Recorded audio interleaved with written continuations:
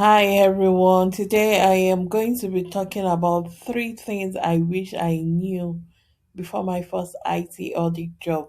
Welcome to Lions Academy. I am Layo, and on this channel is where I help people break into IT audits. I help them grow in the field and also teach them tips they can use while on the job. If you're new here, subscribe, and if you have been around for a while, you know I do not do fluffy content. Today is going to be also something different.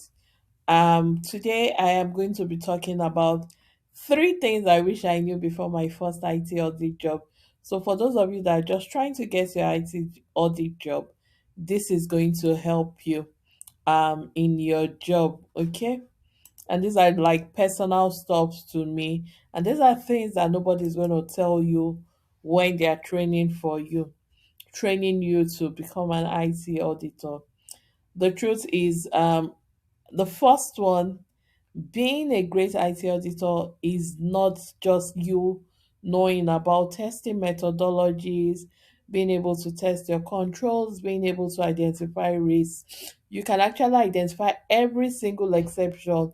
You can be able to write like your findings, but how do you communicate it? Okay. Finding your deficiencies or finding the audit issues is just half of the problem. Okay, but you need to know how to communicate effectively. You need to be able to communicate your findings effectively. um I learned this the hard way when I started working. Like, I was very good, I was very hands-on, but like being able to, like, talk in meetings was, something that threw me off balance when I started working in my first year.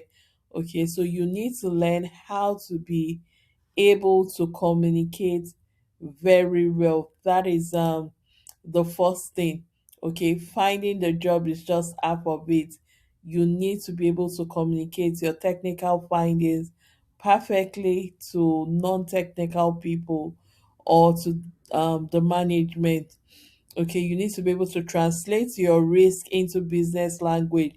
For people that are non-IT auditors, you need to be able to write your findings in a way that the person, like if someone else picks it up and read it, that they would be able to understand what you have written. The second thing is your relationship with your stakeholders. Your relationship with the people you audit is going to shape everything about your engagement. Like, I mean, everything. I have worked in environments where the auditing was seen as like a necessary inconvenience. Like, they don't even want to see us. Like, it was tug of war with this stakeholder. And I've also worked in environments where the audit team was genuinely valued and called on proactively by the clients, by the business. The difference between this is that it's not about the quality of audit work, it's always about the quality of the relationship. A lot of people, when they hear auditors, they feel like the auditors are there to which haunts them. When an auditee like feels like, oh, you're interrogating them, or they feel like every question you're asking them is a trap, and every request is like, oh, you want to get me, like, okay, then they begin to drag. That is when you ask them for evidence, it comes in slow, it is incomplete, they become very defensive to you. Like, you get pushback on every finding. You request for walkthroughs will now become like they are performing. Like, you won't be able to have genuine conversations, and they will start hiding things for you, and that's going to cause a much bigger problem than what you need. But when an auditee trusts you, when they believe you are there to help them build a stronger control environment, and that's one of the things I do. Like, you make them understand, I'm not here to be against you, but I want you to have a very good and strong control environment to prevent regulatory fines and all. Okay, when you have this relationship with them, evidence arrives faster and it becomes more complete. Like, they will be able to confide in you and talk to you when they are doing their walkthroughs. They would walk you through like the environment in such a way that you would have clear understanding. They will give you the real picture. Okay, so when auditees, I have these two, sections there. When the people, your stakeholders, the business that you're auditing, when they trust you, they will give you evidence faster. The issues raised proactively before audit start, like they would, help you in open walkthroughs. They would have a strong relationship with you, and then their management will take your findings seriously. On the other hand, when you appear to them, you don't have a good relationship with them, they would delay your evidence. Like you'll be asking some people for evidence and you won't get it, and it will delay your own delivery. They will push back on, every findings or any escalation. They would always have a defensive posture. Like they would hide things until, they become bigger, and every request will become an interrogation. One thing I'd like you to know is that trust does not happen by accident. Like you need to build it first from how you introduce yourself at the start of an engagement. How do you communicate your request? Like, are you like, hey, like, you have to be polite when asking for your, evidence. You have to be polite, like introduce yourself in a friendly manner and professional way. Okay, how do you respond when someone pushes back? Do you go attacking the person? How do you present your findings to them? The tone that you set on day one of an engagement will follow you through like the entire cycle that you choose. Okay, so you need to be careful on how you communicate with your auditors. This one, I was a victim. This is one, like it is very personal one, and I'm gonna imposter syndrome in your first year in when you start working. Hey, is big. Or like you will now be, you'll be looking at yourself and wondering, am I doing right? Like, and I would like to let you know that imposter syndrome is not that you're not paying attention. It is not a sign that you are failing. Like, it is very okay if you have this. I remember like I would, join meetings in my first year, and I'll be thinking, what are they saying? Do I even know what they are saying? Do I know enough to be in this room? Like, do they know maybe I know or not? Like, you just feel like you don't have the answers. The feeling of not being quite sure whether your work is good enough, or whether you're asking the right question, or whether you are missing something everybody else can already. Trust me, you are not the only one in that room that is feeling that way. You know, what I know now that I did not know then is this: that auditors who do not feel that in year one are usually the ones not questioning their work closely. Like the kind of discomfort you feel when you're genuinely trying to hold yourself to a high standard is not a sign of weakness.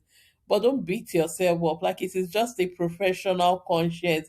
It is the same instinct that would eventually make you excellent in your work. Okay, you are just setting high standard for yourself. It is not an asset, it is a like, don't set high standard. You are doing very well. Don't compare yourself with someone else. And I have, real examples. I worked with someone at work, and in meetings this guy would just go off, and you think he was the best. Like he would just be rant, like talking, and guess what? This guy did not know Jack. Like he didn't know anything. He would come back to me at the back and ask me to help him, get through his work papers and all.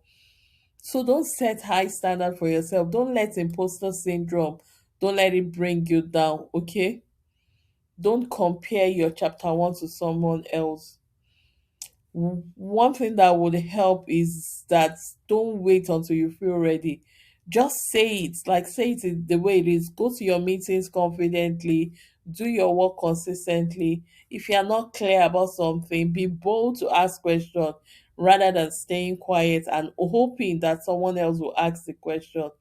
Okay, letting your work papers get marked up in review, like, and treating like when you get a review back from your work paper, don't see it as if they are picking on you. Just see it as a training that you would eventually get it over time.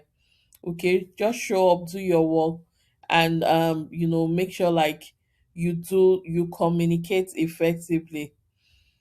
I would like to let you also know that none of them are about knowing more. None of these three things I've said, communication, having a good relationship with the people you are auditing, and the last one, like overcoming imposter syndrome. Make sure like you get over all these three things. Okay, make sure you're able to build trust over time with your team, with your stakeholders. And then lastly, all three of these things is about who you are in the room, not just what you know when you walk into it. If you have technical knowledge, it's going to get you, the interview, but how you communicate, how you show up with people you're auditing, and how you handle the uncertainty of early career growth is what is going to build the reputation that would carry you forward.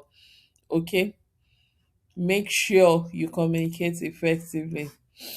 Which of these three things hit hardest for you? Drop it in the comment section. Okay, drop it in the comment section. I'm going to read every one of them. If you are building your foundational knowledge for your first IT audit role, my IT audit fundamentals bundles will be linked in this video, and my IT audit roadmap is also there. If you want the full career path mapped out step by step, IT audit goes beyond just learning your frameworks and documentation and all. There are other things that I also teach at Liars Academy that will help you in your first year on the job. That would help you, build your confidence and help you like to stay strong and grow in your career. My name is Layo, founder of Liars Academy. Continue to learn with purpose, grow with confidence, and lead with grace. I'll see you in my next video.